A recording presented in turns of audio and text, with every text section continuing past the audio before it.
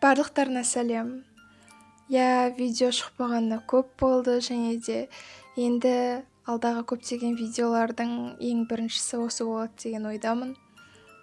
Және де маған көптеген сұрақтар келіп жатыр, неге видео шықпады, бір нәрсе болып қалды ма, сенің көңіл күйің жоқ па, қалың қалай, ауырып жатқан жоқсың ба деген. Жоқ, бәрі жақсы.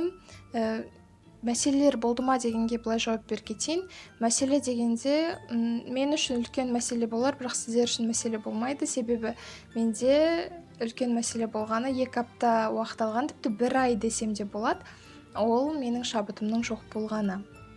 Шабыттың жоқ болмауы ол қарапайым адамдарға ол жай ғана бір мәселе емес, бір жай ғана отговорка деген сияқты болуы мүмкін, алайда творческий адамдарға ол өте үлкен мәселе. Егер шабытың жоқ болса, сенде даже бір нәрсе істеуге желание болмайды. Және де мен қазір неліктен мен орысшаны қосып сөйлеп отырмын, себебі мен осының алдында көп орысша қоспайтын, бірақ маған осы комфортно, мен сол себепті өзіме қалай ыңғайлы солай сөйлеуді жөн деп шештім, және де кейбір адамдарға бұл ұнамауы мүмкін, сол себепті алдын ала кешірім сұраймын. Егер бұлай сөйлейтінім ұнамаса, онда менің видеоларымды көрмей қойыңыздар.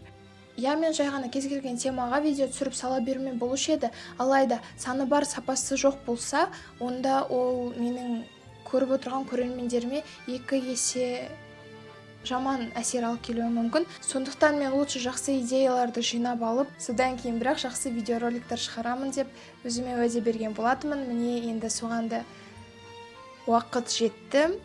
Енді бүгіннен бастап жақсы видеороликтерге идеялар бар, және де оны алдағы уақытта түсіріп жатамын.